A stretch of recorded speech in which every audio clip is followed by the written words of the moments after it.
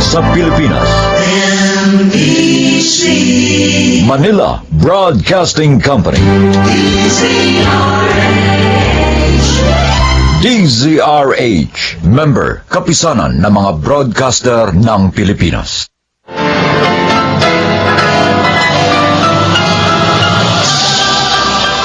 Buong karangalang inihahandog ng DZRH para sa bagong milenyo ang isa pang magandang dula. May pangako ang bukas.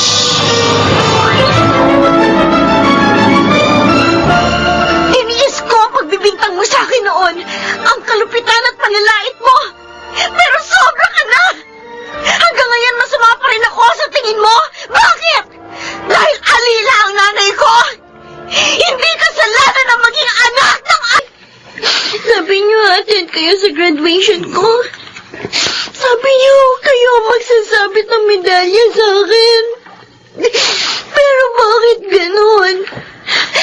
Umalis lang ako para kunin yung toga ko. Pagdating ko, wala na kayo. Bakit ganun? Paano na ako ngayon? Beverly, magang-magana ang mga mata mo sa kaiiyak. Tama na, Iha. Tama na. Sir Drigo, wala na po ang nanay ko. Wala na nga si Itay. Pati siya na iniwan din po ako. Tanggapin mo na lang, Iha, na marahil hanggang dito na lang ang buhay ni Seni. Hindi na po ako masasabitan ng medal ni Inay. Ibibigay ko pa naman po sana ang medal ko sa kanya. Yung pala, hindi na niya makikita yun kahit kailan. Narito naman kami ng Ma'am Lucita mo. Kami na lang ang magsasabit ng medalya sa'yo sa graduation mo. Sir? Oo nga. Sasamahan ka namin sa araw na yon. Kaya huwag ka na umiyak, ha? Sabayan mo na lang kami maghapunan. Kaninang umaga ka pa hindi kumakain. Baka magkasakit ka. Sayang naman kung hindi ka makararating sa graduation mo. Ay, Jack, na kung nakikita ka ng nanay mo, malulungkot siya pag nangyari yun.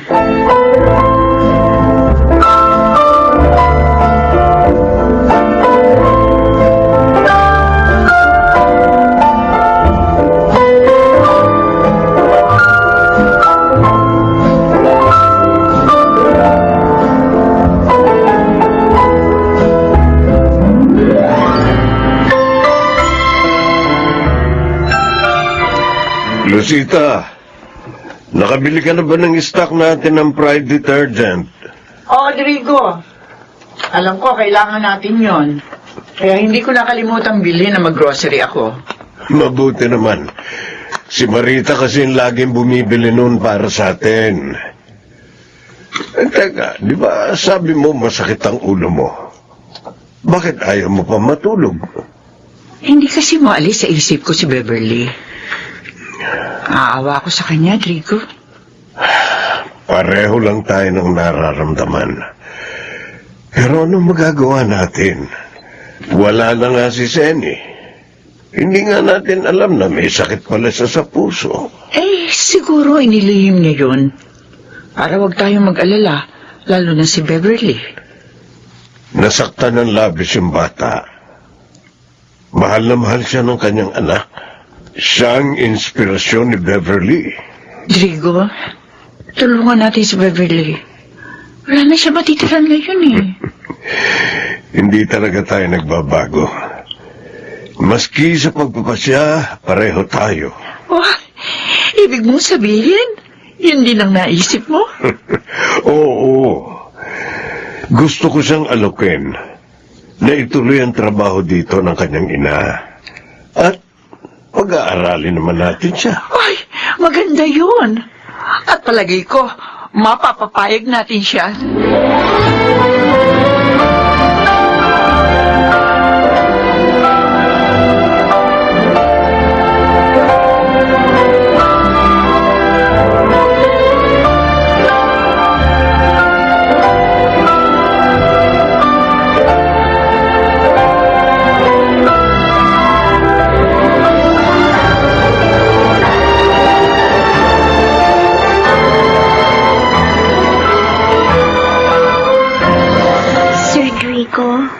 Ma'am Lucita, magpapaalam na po ako sa inyo. Ha? Ah, Bakit naman?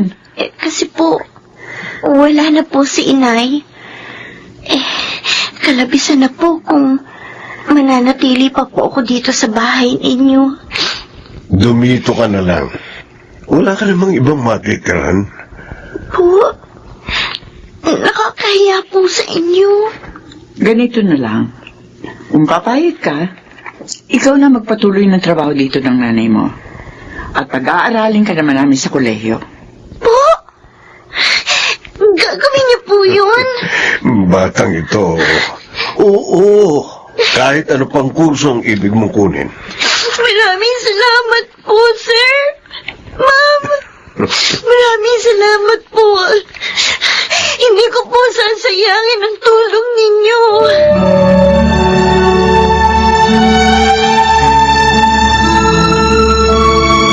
Daddy, bakit naman ganon? Bakit pinatira niyo dito ang Beverly na yon? Dana, naging tapat na kasambahay natin ang nanay niya. Umanaw nga sa panahon ng trabaho eh. O di sana binigyan niyo na lang ng konting pera. Mabuti na yung dumito siya. Makapagtatrabaho na siya. Makapag-aaral pa. Magkakaroon siya ng magandang kinabukasan. What? Oh. Mag-aaralin niyo siya sa college? Wala namang masama doon, anak. Pero Mommy, Daddy, malaking gastos ang magpaaral sa college. Baka mamaya mahirapan kayo. Sige, kayo rin inaalala ko. Nagbibiro ka ba? Alam mong kaya namin magpaaral. Kahit ilang tao pa. Mamaya mo lumakit pa ulo nun. Palagay ko hindi mangyayari yun. Dahil pinalaki ni Senny si Beverly na mabait at mababang loob. Masipag at matalino pa siya. Kaya hindi nakapanghihinayang na tulungan.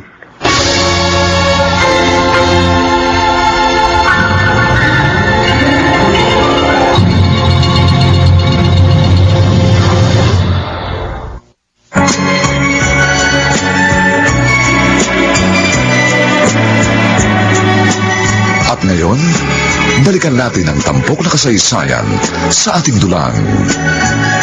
May pangako ang bukas.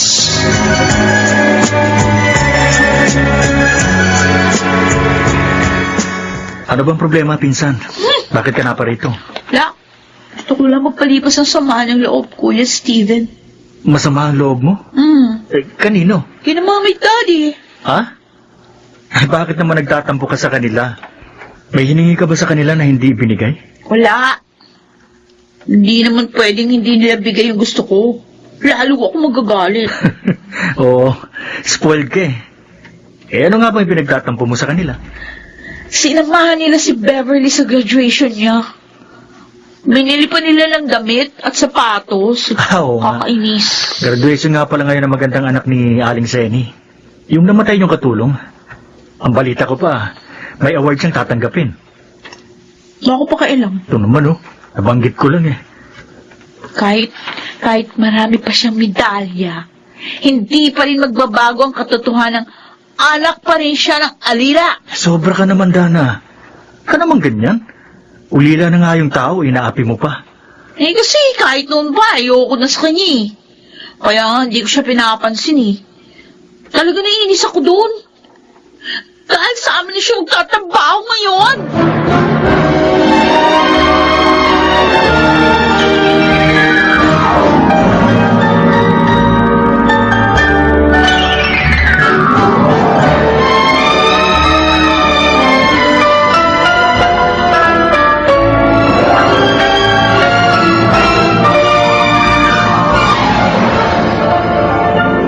Oh, ano? Nabusog ka ba sa dinner natin, Beverly?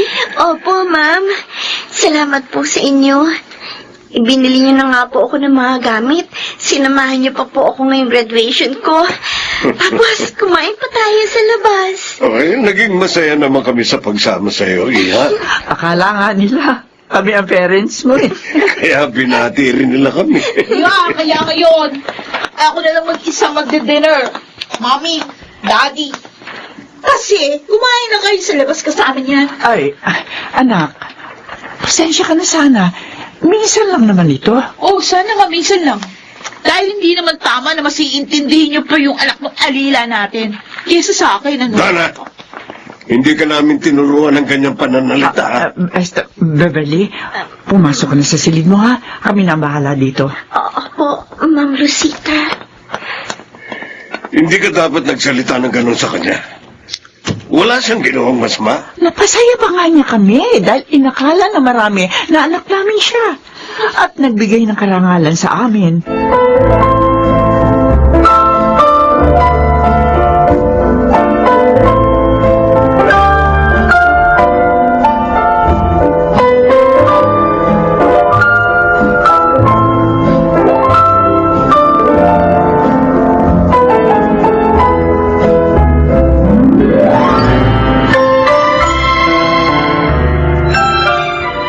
Buisit talaga.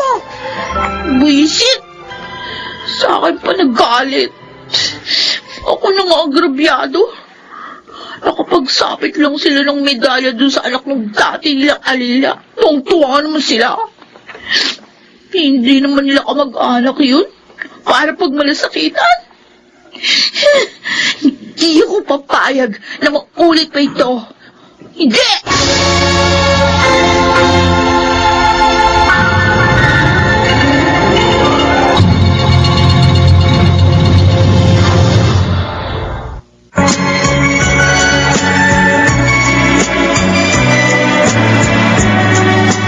At ngayon, balikan natin ang tampok na kasaysayan sa ating dulang. May pangako ang bukas.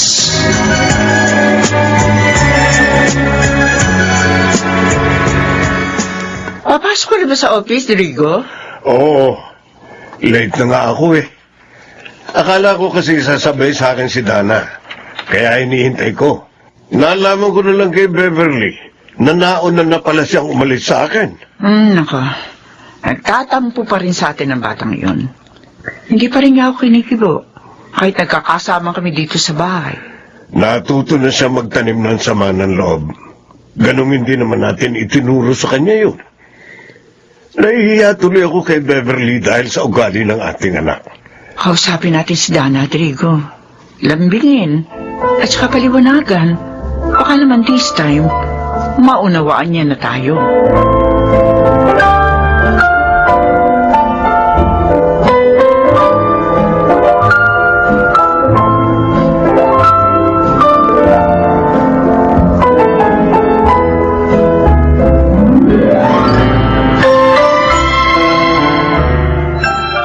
Ano?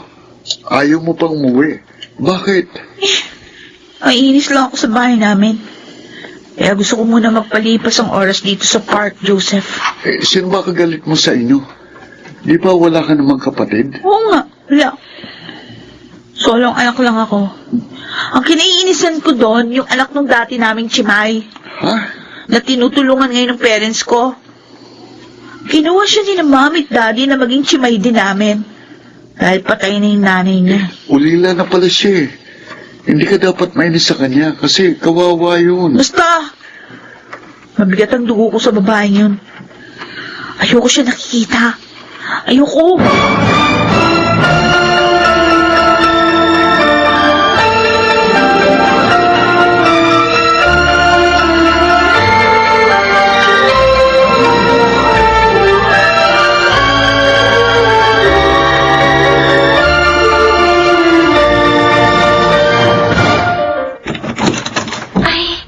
Kayo na pala, Ma'am Dana. Gusto niyo na po ba mag-dinner? Maghahain na po ako. Hoy, kung gusto kong kumain, sasabihin ko ha. Huwag kang epal. Opo. Sorry po, Ma'am. Bakit ngayon ka lang umuwi, Dana? Gabi na. No-share kami ng friends ko. Ilang beses ko nang sinabi sa iyo, kung gagabihin ka, tatawag ka o mag-text sa amin. Hindi mo ginagawa. Sige. Pagalitan niyo ako sa harap ng Chimay natin. Para pagtawanan niya ako. Pagalitan niyo ako!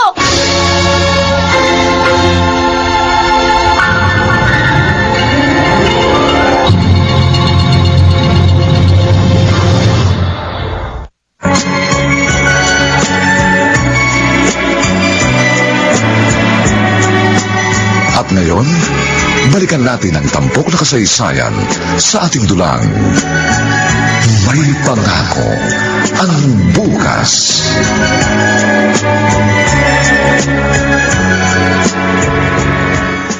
Handa na po ang breakfast niyo, Ma'am Rosita. Kumain na po kayo. Salamat, Iha. Sina Dana at Rigo? Si Ma'am po, kanina pa umalis. Si Sir naman po, kaaalis lang po. Hindi na naman pala sila magkasabay na umalis. Nahiya po ako sa inyo ni Sir, Ma'am. Oh, bakit naman? Kasi po, parang nagtatampo sa inyo si Ma'am Dana dahil sa akin. Ayoko po sanang mangyari yun. Pasensya ka na sana, ha? Spoiled kasi si Dana eh. Ang gusto niya, siya lagi ang pinapansin namin. Pero hayaan mo, masasanay din yun sa'yo. Magbabago rin siya.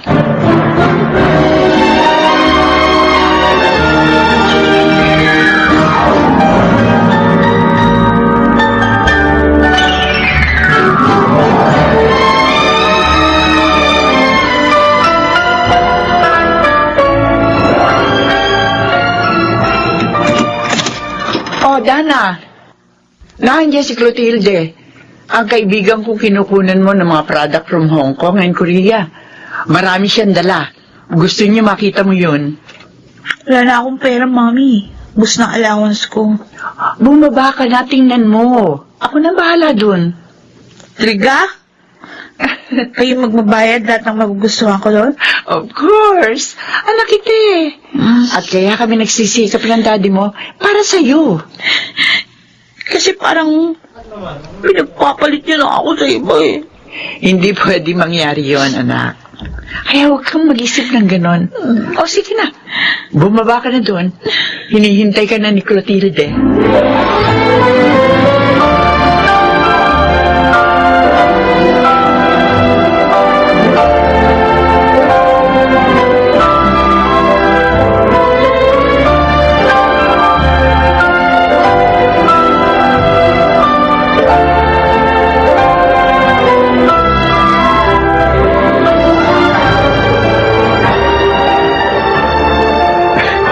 Kaya pala niyaya mo akong mamasyal dito sa park para ma-display ang mga bagong binili sa yung gamit ng parents mo.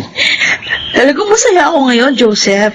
Kasi na-feel ko na ako pa rin ang pinaka-importante sa amin. O, siyempre naman, walang anak na hindi importante sa mabuting magulang. Yun ang madalas sabihin sa akin ng parents ko. Kaya sinasabi mo rin sa akin ngayon? Oo, para maalala mo nang hindi ka nagtatampo sa parents mo. Ayaw ko ba?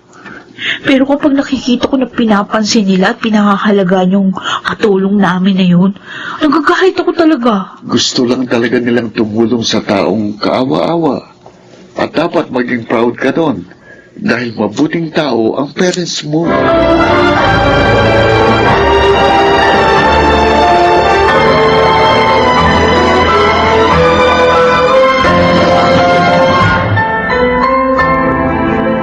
Drigo, nailagay ko na yung bagong unique toothpaste sa bathroom, ha? Salamat, Lucita. Good morning po, tita. Tito. Oh, narito ka na pala, Steven. Sabi po kasi ni Mami sa akin, pinapupunta niyo raw ako dito. Ay, oo, Steven. Pasasamahan sana namin sa iyo na mag-enroll si Beverly. May meeting kasi ako ngayon sa isang importanteng kliyente. At ang tita Lucita mo naman, sasamahan si Dana sa kaibigan ng Alahera. Kaya walang sasama kay Beverly. Pwede kayong samahan mo siya, iyo? Sure, tita. Tito, wala naman akong gagawin sa office ngayon eh. Salamat. We'll call you up later para malaman ang nangyari. Okay po. Mabuti naman po pala. Wala nang tampo ni Pinsan sa inyo. Inaamo kasi siya ng tita mo. Kaya umayin na rin ako. Para mapaliwanagan namin siya.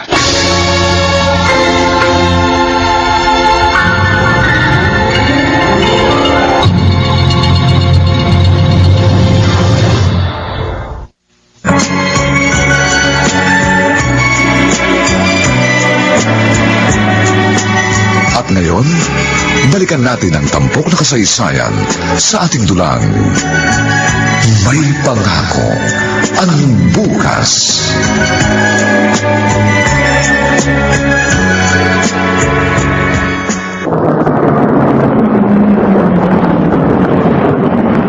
Okay, we're home, Beverly. Salamat sa pagsama mo sa akin, Steven, ha? Naabala patuloy kita. Ikaw naman, hindi abala yun. Hindi naman ako busy ngayon eh. Saka gusto ni na tito na samahan kita para matulungan ka. Napakabuti talaga ni na Mama at Sir. Dahil sa kanila, nararamdaman kong hindi ako nag-iisa. Kaya mag-aaral akong mabuti para naman matuwa sila. Kahit man lang sa ganitong paraan, masuklian ko ang kanilang kabutihan at mapasaya ko sila. Mabuti ka pa. Naiisip mong pasayahin si na tito at tita. Samantalang ang pinsan ko, puro pag-aaksaya ng pera at panahon ang ginagawa. Ang totoo nga eh, pangatlong kurso na ang kinuha niya ngayon sa college. Baka naman this time, tapusin niya ng kinuha niyang course. Bigyan pa rin natin siya ng chance.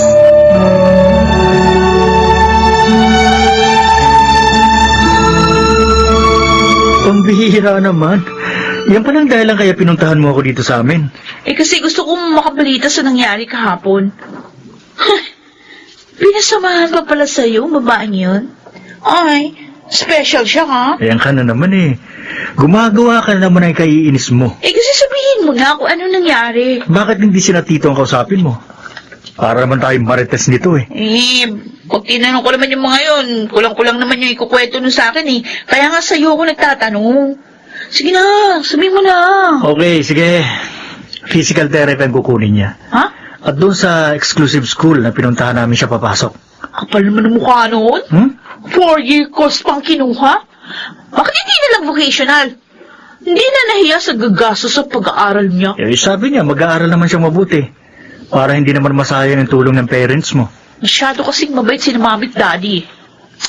Pero hindi bale, sisiguraduhin ko na hindi magtatagal ang babaeng yan sa amin. Dana, ano bang binabalak mong gawin?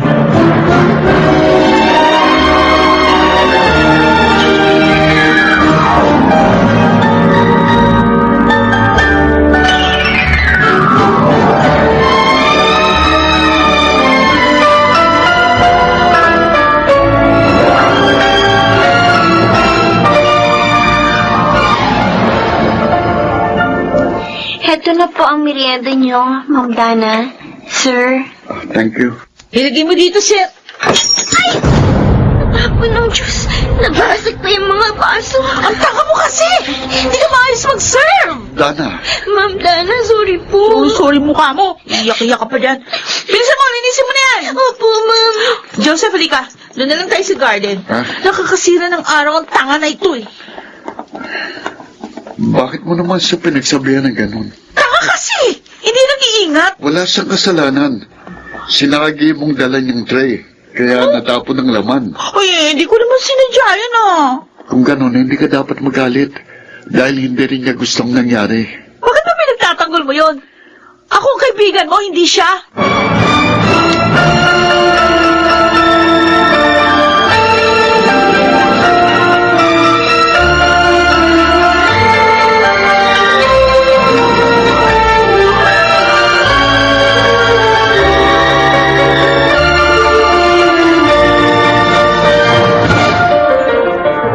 Walang yung babaeng yun. Sobrang paawa. Di lang si Mami ang nakukuha niya. Pati si Joseph, nakukuha na rin niyang sympathy. Samantalang, ngayon lang niya nakita si Beverly. Kakainis talaga. Dapat siya mawala dito. Unti-unti niya nang inaagawan lahat sa akin. Oh, ano bang dapat kong gawin? Alam ko na. Alam ko na kung anong gagawin ko. At dito, baka hindi lang siya basta mapalayas. Baka makulong pa siya.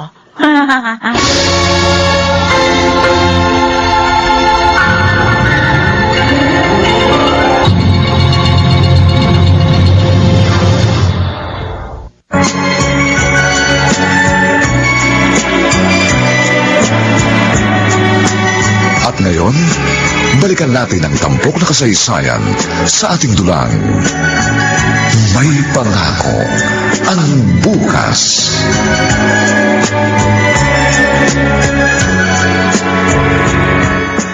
Hindi ako maaaring magkamali.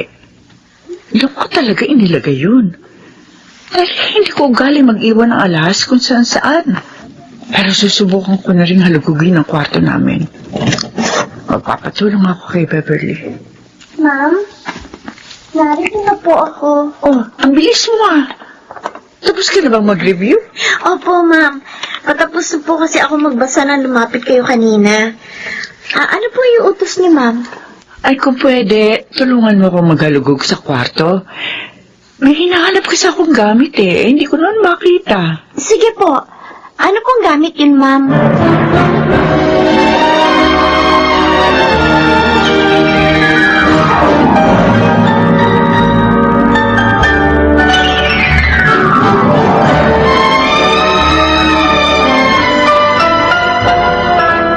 What? Nawawalan kayo ng alahas? Oo. Nagtataka naman ako. Bakit nawala yun? Hindi ko naman ugali mag-iwan ng alahas kung saan-saan. Naku, Mami. Malamang naiwan niyo yun ang hindi niyo namalayan. Baka dahil sa pagod, kaya nakalimutan niyo na. Baka mamaya may nakapulot nun. Tapos di na binalik sa inyo. Pero si Beverly lang ang naglilinis sa kwarto namin, anak. O kaya nga, malay niyo napulot niya. Then, inangkin na. Mabait at tapat siya. Tulad din ng kanyang ina. Ay, naku, Mami, hindi ka nakakatiyak dyan.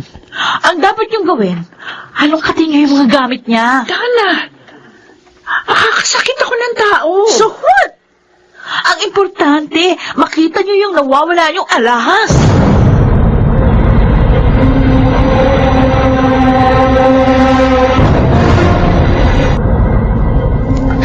Ito ba nawawala mong alahas, Lucita?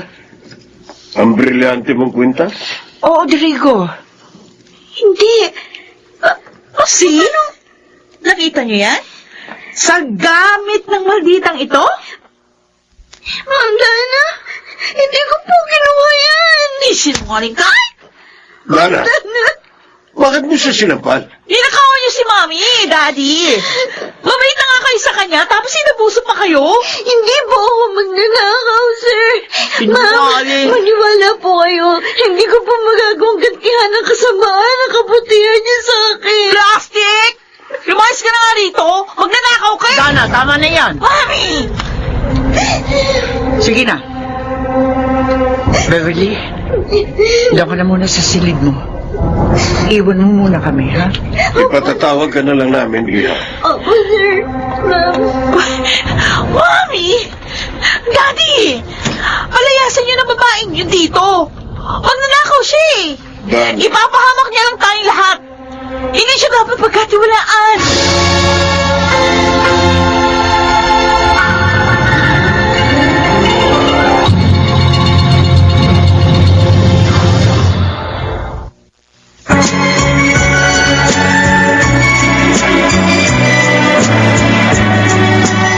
At ngayon, balikan natin ang tampok na kasaysayan sa ating dulang. May pangako ang bukas.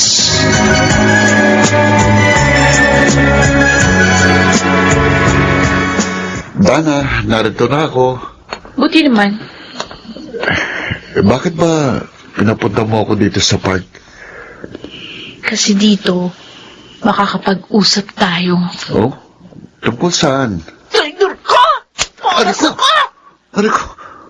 Bakit mo ako sinampal? Dahil niloloko mo lang ako. Anong niloko? Dana, wala tayong relasyon. Umasa ako nililigawan mo ko dahil sa closeness natin. Ano? Yung pala, ang visit na anak ng alila namin na gusto mo. Kung hindi ko pa narinig yung pag-uusap nyo, hindi ko malalaman. Dana, hindi kita pinaasa. Hindi ako nagtapat ng pag-ibig sa'yo. Ang mali ko lang, hindi ko nasabi sa'yo ang paliligaw ko kay Beverly.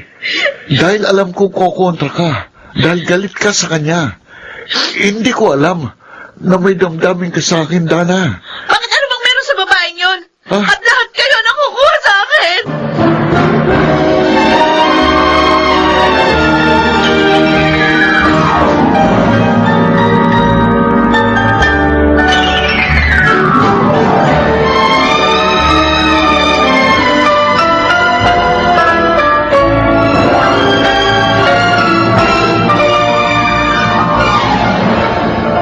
Ano bang problema, pinsan?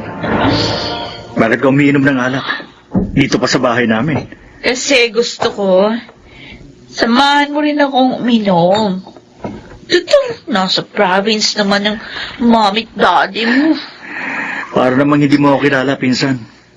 Hindi nagbabagong ugali ko. Kahit walang parents ko. Ngayon sabihin mo, ano ba talagang problema mo? Si Joseph. Nalaman ko kasi, hindi niya pala ako mahal, pinsan. Ayos lang yun. Hindi mo naman siya boyfriend, di ba? O lang kasi, hinayaan mong mahulog ang loob mo sa kanya. At ang masakit ba sa akin, ha? Naliligaw siya.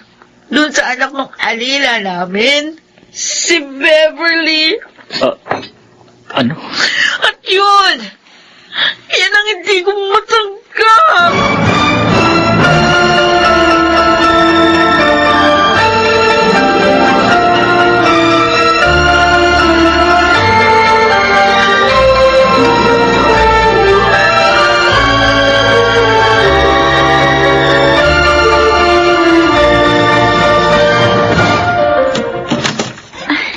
Kayo pala, Ma'am Dana.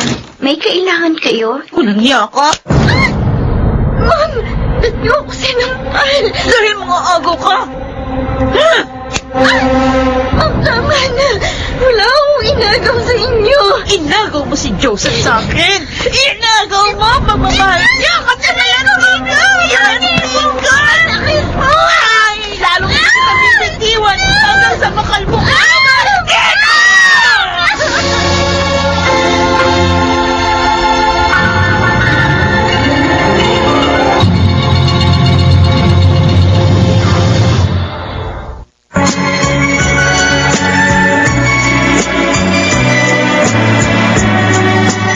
At ngayon, balikan natin ang tampok na kasaysayan sa ating dulang.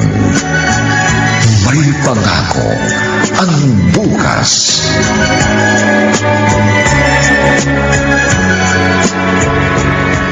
Halika dito sa labas. Kakalad ka rin kita.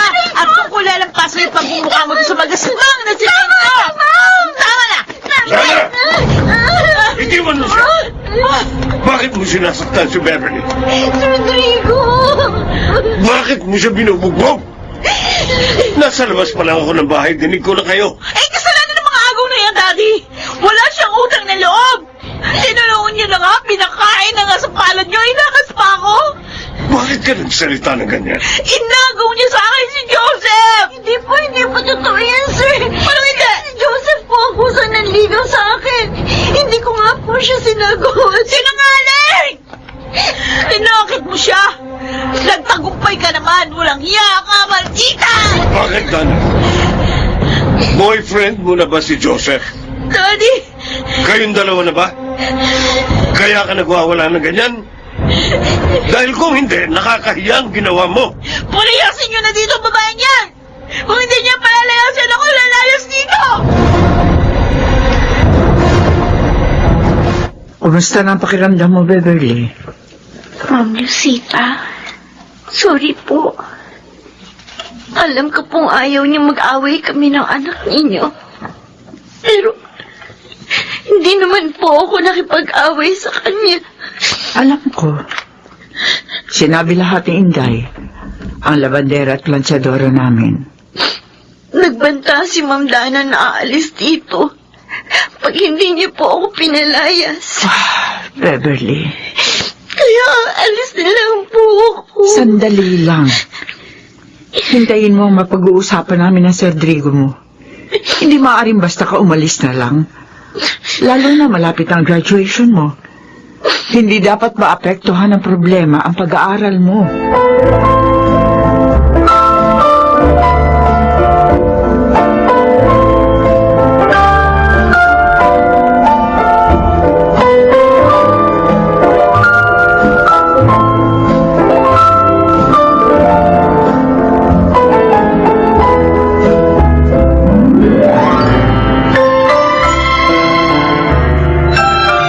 Nakausap ko na si Steven, Lucita. O, anong sabi? Pumayag ba sila? Oo. Ay, Salamat naman. Alam nilang mabait si Beverly, kaya hindi ako nahirapan sa pakikiusap sa kanila. Naawa pa nga sila sa kanya, lalo na si Steven. Eh, talaga naman nakakaawa siya. Wala naman siyang kasalanan eh. Kung maaari lang, ayoko siya umalis dito, Rodrigo. Napamahal na siya sa akin. Ganon din ang nararamdaman ko. Pero kailangan ihiwalay natin siya kay Dana. Sobra ng pananakit sa kanya ng ating anak. Nagagalit ako kay Dana. Hindi na siya nagbago sa paglipas ng mga taon. Napakalaki ng pagkakaiba nila ni Beverly. Kahit naroon na si Beverly kina Steven, itutuloy natin ang pagtulong sa kanya. Hanggang sa matapos siya ng kanyang pag-aaral. Makabubuti rin siguro na huwag munang malaman ni Dana na naroon si Beverly. Para na rin matahimik si Beverly. Oo. Sasabihin ko kina Steven na sikaping manatiling lihim kay Dana ang lahat ng ito.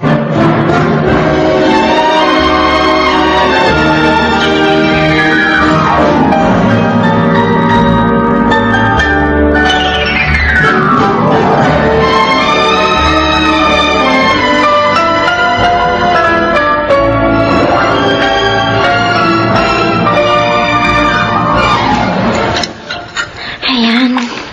Tapos ko nang hugasan ng lahat ng ligpitin dito sa kusina. Iba talaga pag may smart dishwashing. Madaling makatanggal ng dumi sa gamit. Mabango pa. Oh, Beverly. Bakit ikaw ang gumagawa dito sa kusina? Sabi ko kay Manang Nena, tutulungan ko na siya. At saka, pasasalamat ko na rin ito sa pagpayag din yung tumira ako dito. Mabait ka. Kaya masaya kami nakasama ka. Lalo na ako. Steven? Kasi mas madalas na tayo nakakausap ngayon. Matatahimik ka na rin dito. Dahil hindi ako papayag na guluhin ka pa ni Dana dito.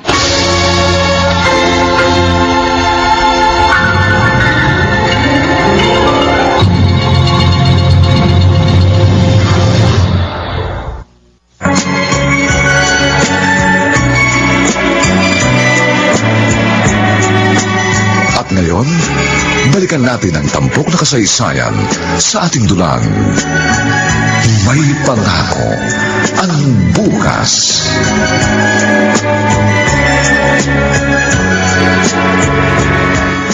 Ilang araw ko nang hindi nakakausap si Beverly.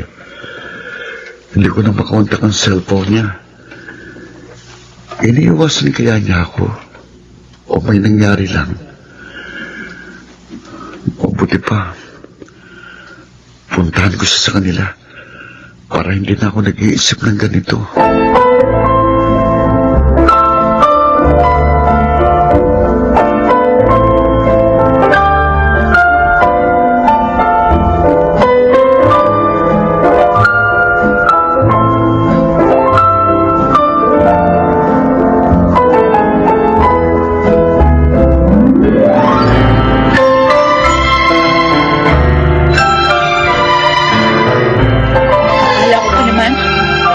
Nagpunta dito para makausap ako, Joseph.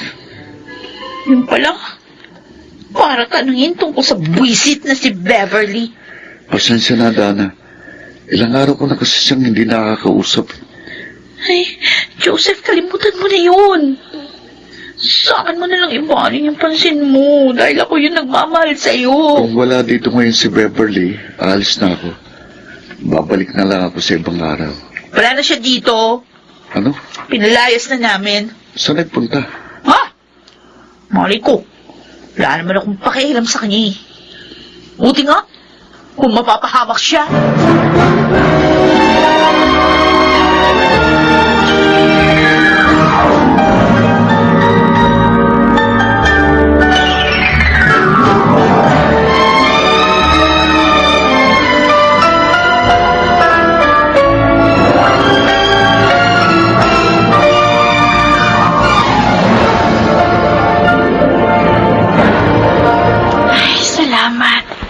Makakauwi na rin. Nakakapagod ang maghapon. Kaya lang ang hirap sumakay. Sayang, Hindi ako masusundo ni Steven. Beverly, Joseph! Ikaw pala! matagal na kitang inaabangan dito sa labas ng ospital kung saan ka nag-OJT. Mabuti na lang, natsyempuhan din kita. Ano nangyari sa'yo? Bakit matagal ko nang hindi makontak ang CP mo? Nagpalit na ako ng SIM card. Ha? Mula nung umalis ako sa kanila. Para na rin si katatahimik nating lahat. Bakit ba? Anong nangyari? Sinaktan niya ako. Nang malaman na panliligaw mo sa akin. Buti na lang patuloy pa rin akong tinulungan ng parents niya. Inilipat ako kina Steven. Ang pinsan ni Dana? Oo. Beverly, maaari ba kitang dalawin doon? Wag na, Joseph. Ha? Kalimutan mo na ako. Mga matahimik na tayo pare-pareho. Joseph, gusto kong maabot ang mga pangarap ko. Sana, maunawaan mo ko. Sundin mo na lang siya, pare. Oh, Kawawa naman si Beverly. Kung i-skandalohin na naman at sasaktan ni Dana. Steven, sabi mo hindi mo ko masusundo. Maaga ako natapos sa meeting namin eh. Kaya pinuntahan na kita. Let's go. Joseph, aasahan ko. Susundin mo ang pakiusap namin ni Beverly.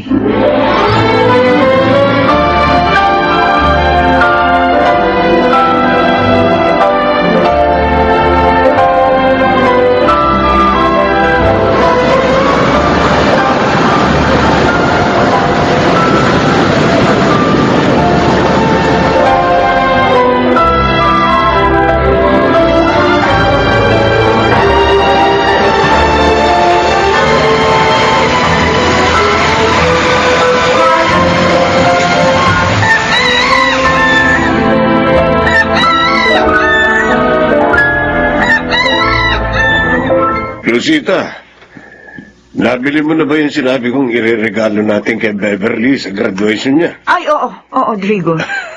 Mabuti. Sana magustuhan niya ang regalo natin. Mabuti pa si Beverly. Ang tatapos na sa medicine. Samantalang si Dana, 27 years old na. Pero hindi pa rin graduate ang college. Paano? Naka-4 na palit na ng kurso. May back subject pa. Walang tigil sa lakwatsa eh.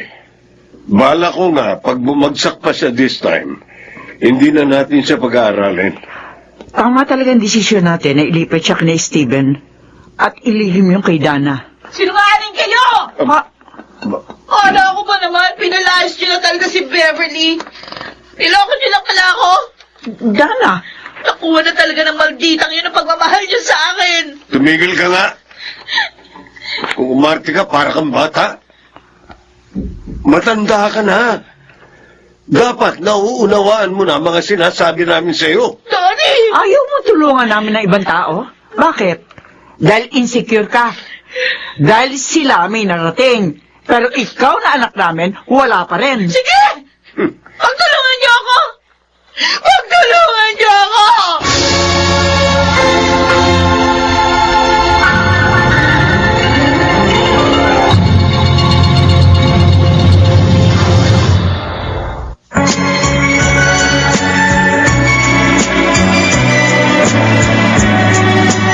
At ngayon, balikan natin ang tampok na kasaysayan sa ating dulang. May pangako ang bukas.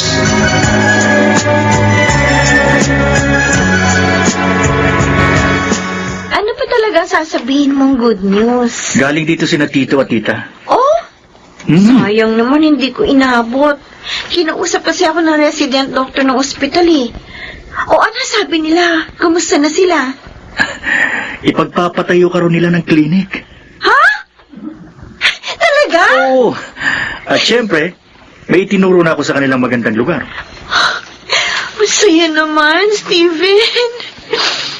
Kaya lang, Ano na naman? baka pag nakarating lahat ito kay Dana, magalit ng gusto yun. Insecure siya sa'yo. Naiingit kaya nagagalit. Pero siguro panahon na para tumayo ka. Steven? Hindi ko naman sinasabing awayin mo siya. Ipakita mo lang sa kanya na hindi kanya dapat isubsob sa lupa dahil pareho lang kayong nakatungtong sa lupa.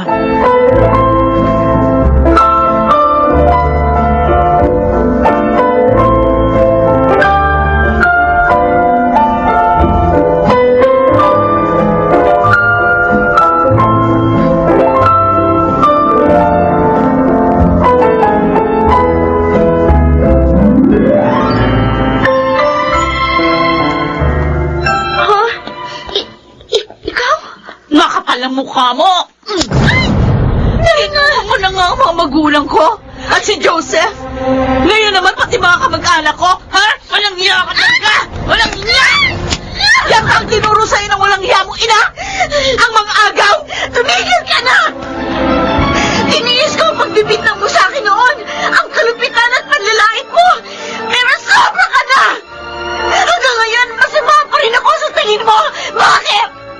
Dahil alila ang nanay ko! Hindi kasalanan ng maging anak ng alila!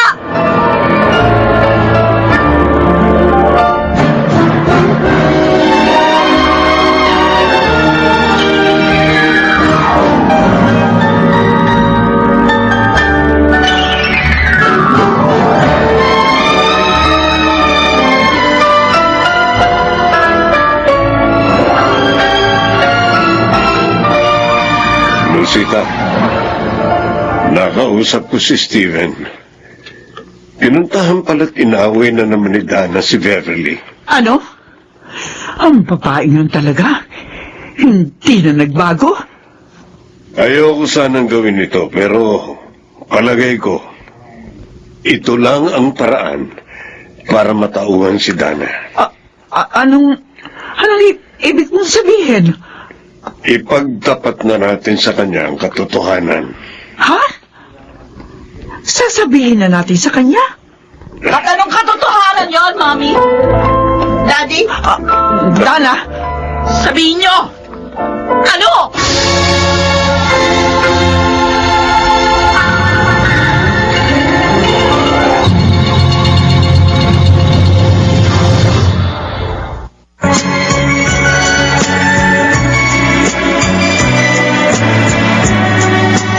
At ngayon, balikan natin ang tampok na kasaysayan sa ating dulang.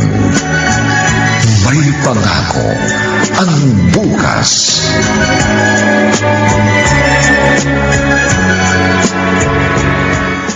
Bakit hindi kayo magsalita ngayon? Mami! Daddy! Sabihin nyo! Dana, Tungkol sa tunay mong pagkatao, hindi ka namin tunay na anak ni Lucita. Hindi. Hindi totoo ang sinabi nyo? Hindi! totoo ang sinabi ng Daddy Drigo mo. 3 taong ka noon ang ampunin namin. Yan ay dahil hindi ka kayang buhayin ng iyong ina. Patay na kasi ang iyong ama.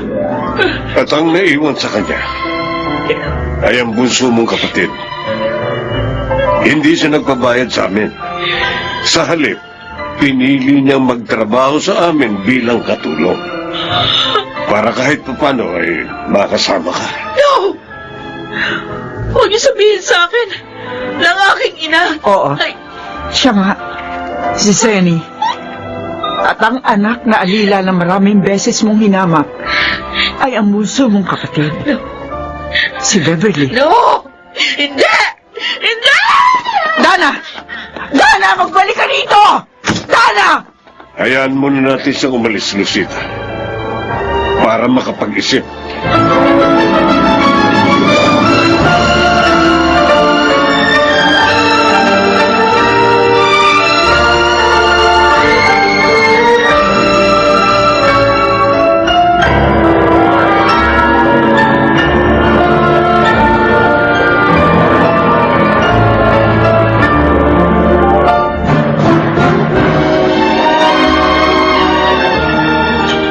Ano bang mahalagang bagay ang sasabihin mo sa akin, Beverly? Gusto ko sanang magpaalam na sa inyo, Stephen. Ha? Aalis ka na dito? Oo. Pero, bakit? Nakakaya naman kasi kung Kung titira pa rin ako dito, ganung may trabaho na ako at kumikita na ng maayos. Baka kung ano nang isipin ng mga tao. Hindi mo naman sila dapat intindihin. May pagkakataon kasi na dapat ginati-isaalang-alang ang ating kapwa. Dahil sa iisang mundo lang tayo naninirahan. Kung ganun pala, hindi na kita lagi makikita at makakausap. Maaari ka naman magpunta sa ospital na pinapasukan ko. O kaya sa bahay na uupahan ko. At kahit sa magiging klinik ko. Ayoko sanang mapahiwalay ka sa akin. Stephen? Beverly, I love you. Noon pa man. Pero sinikap kong hintayin ang tamang panahon para ipagtapat ko sa iyo ang aking damdamin. Nabigla naman ako. Sorry kung nabigla kita. Pero sana mapag-isipan mo rin ito. Akala ko mabait ka lang talaga. Yun pala, may damdamin ka rin sa akin. Rin? Oo. Dahil noon pa, mahal na kita. Ha? Pero, isinaisang tabi ko yun. Alang-alang sa mga pangarap ko. At sa mga taong tumutulong sa akin. Beverly, napakasaya ko. Salamat. Hindi ka magsisisi sa pagtanggap mo sa pag-ibig ko.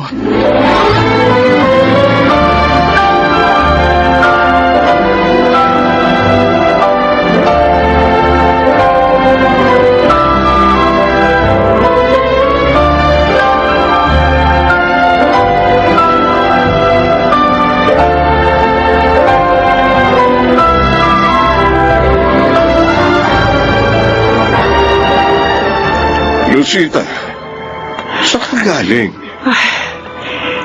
Pinuntahan ko yung ibang kaibigan ni Dana. Baka sakali ako na baka alam nila kung nasaan siya. Ilang araw na nga pala siyang hindi umuwi dito. Uy, kumusta naman ang lakad mo? Walang nangyari. Lahat sila hindi alam kung nasaan siya. May dala siyang konting pera nang umalis dito. Pero malamang, ubus na yun ngayon. Drico, kausapin natin si Beverly. Sabihin na rin natin ang katotohanan sa kanya. Baka matulungan din niya tayo sa paghanap sa kanyang kapatid.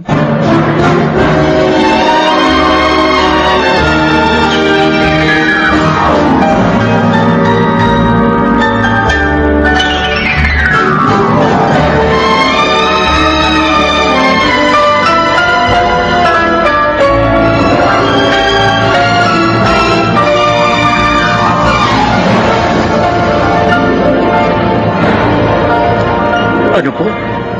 Nawawala si Dana? Oo, Stephen. Ilang araw na. Bakit po siya umalis na walang paalam? Kasi hindi niya matanggap ang katotohanan ng kanyang nalaman. Ang lihim ng kanyang pagkatao. Teka, tita. Huwag niyong sabihin, hindi niyo siya tunay na anak. Tama ka. Hindi. Ampun niyo lang pala siya. 3 taon pa lamang siya noon ang ampunin namin. Dahil hirap na hirap si Zenny, hindi alam kung paano kanyang bubuhayin. Sandali po. Bakit napasama po kami ni Inay sa kwento ni Dana? Dahil si Dana, ang panganay mong kapatid. Legal namin siyang inampun sa iyong ina. Dahil kailanman, hindi kami maaari magkaanak ni Drigo. Ang babaeng nanakit, sumira at tumamak sa akin. Kapatid ko pala. Kung ganon, hindi ko pinsan si Dana. Oo, Stephen. At alam ng mga magulang mo ang tungkol dito. Anong biro ng buhay itong nangyari sa amin? Patawarin mo sana kami, Beverly.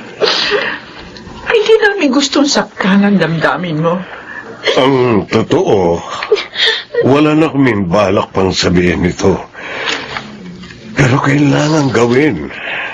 Nasa na po ngayon si Dana, Tito? Hindi namin alam. Kaya nga gusto namin magpatulong sa inyo.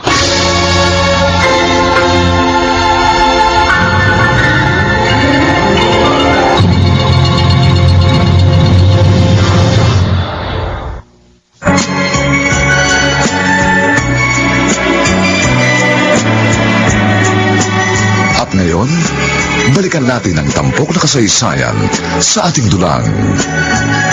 May pangako ang bukas.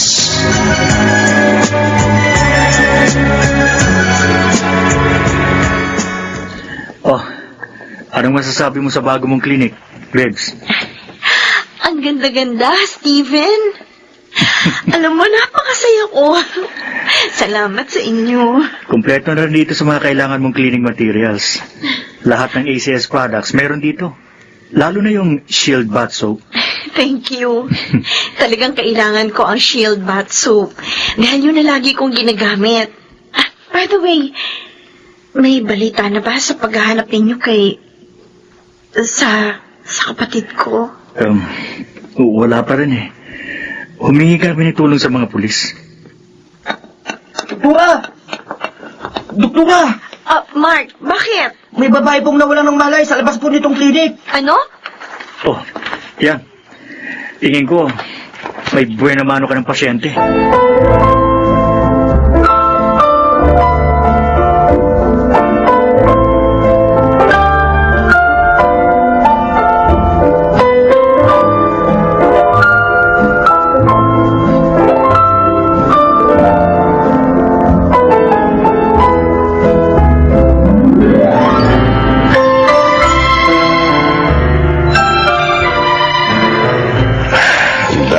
Report na dapat basahin. Ay, sumasakit na ang ulo ko. Si Dana. Naalala ko na naman siya. Nasaan na kaya ngayon ang batang yan? Mali ba kami sa pagsasabi sa kanya ng totoo? Huwag naman sana siyang mapahamak. Dahil pag nangyari yun, masasaktan din kami.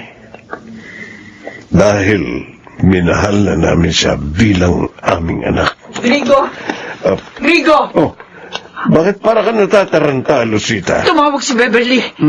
Natagpuan na raw nila ang ating anak.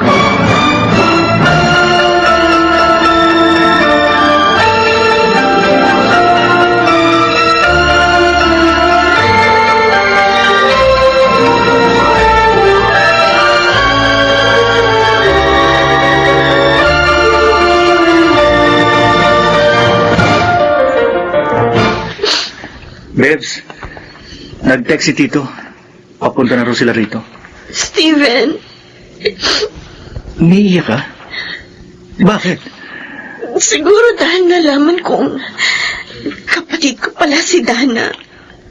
At ngayon narito siya sa harap ko. Wala malay. Dito pa siya nawala ng malay sa labas ng bagong gawang klinik mo.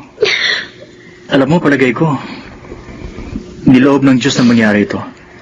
Para magkaayos na kayong dalawa. Oh, yan. Nagkakamali ng ate mo.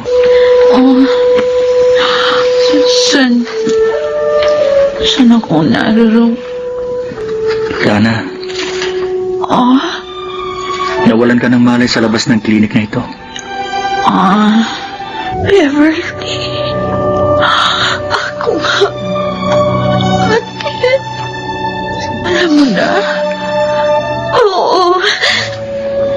At tinatanggap kita bilang kapatid ko. Sa kabila ng masasamang ginawa ko. Maaari pa namang ituwid yun. Salamat. kapatid ko.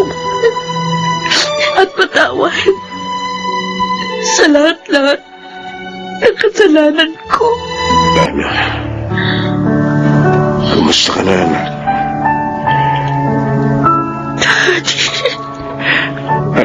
Alala kami sa iyo, anak. Kung saan ka na namin hinanap. I'm sorry, Mommy. Sorry sa inyong dalawa ni Daddy. Dana, Ang daming problema. At sama ng loob na binigay ko sa inyo. Pero hinanap niyo pa rin ako. Dahil mahal ka namin. At tulad sa isang tunay na anak. Maraming salamat sa lahat ng ginawa niyo para sa akin.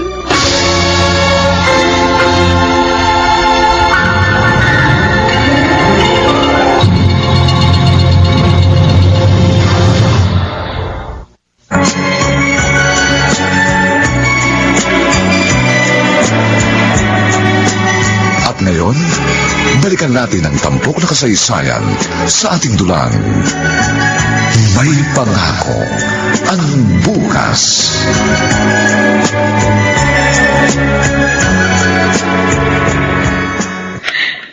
Sure ka ba na dito mo ako gustong matulog sa room mo, Ate Dana? Oo, bunso. Para makapagkwentuhan tayo ng gusto. Sabagay, gusto ko yun. Ngayon pa lang nga tayo magkakabanding ng ganito. At marami akong gustong itanong sa'yo. At ano naman yun? Kung paano naging kayo ni Steven, samantalang si Joseph yung nanliligaw sa'yo nun. Ang totoo, noon pa may lihim na akong pagtingin kay Steven. Kaya nga hindi ko sinagot si Joseph eh. Talaga? Oo. At dito huli, nalaman ko nang magtapat siya sa akin ha. Pareho lang pala kami ng damdamin. Kaya yun, sinagot ko na siya. O di sa kasalan ng tuloy niyan. Ay, hindi po. Bakit? Dapat mauna ka muna sa akin, ate.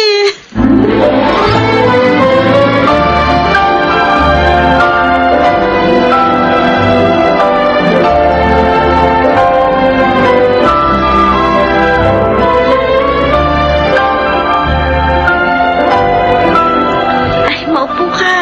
Salamat, Beverly. Lalabas na siya. Ayun na pala. Beverly! Sino bang bisita ko? Kumusta, Dana? Joseph! Ang tagal mong nawala ah. Oo, nagpagaling lang. At okay na ako ngayon. Nakita sila ni Steven sa isang conference, ate. At siya rin na nagkwento sa akin ng lahat ng nangyari. Kaya pala hindi ko na nabigla. Iniimbita niya tayo, Nina Steven, Ate Dana. Saan? Bakit? Ano okasyon? Nakalimutan mo na pala.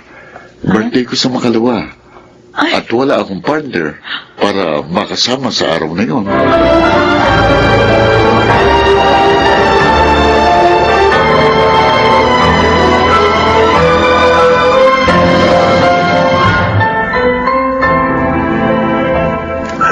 Namasyal na naman pala si Dana at Joseph. Opo, Daddy. Abay, mukhang nagkakaigi na ang dalawang yun ah. Madalas na magkasama sa mga pamamasyal. Okay lang po yun. Para mauna sa akin magpakasal si ate. Masaya na kami ngayon ng Mami Lucita mo, Beverly. Dahil magkasundo na kayong magkapatid. Ako rin po. Damang-dama ko na sa kabila ng mga nangyari sa buhay ko, may pangako ang bukas.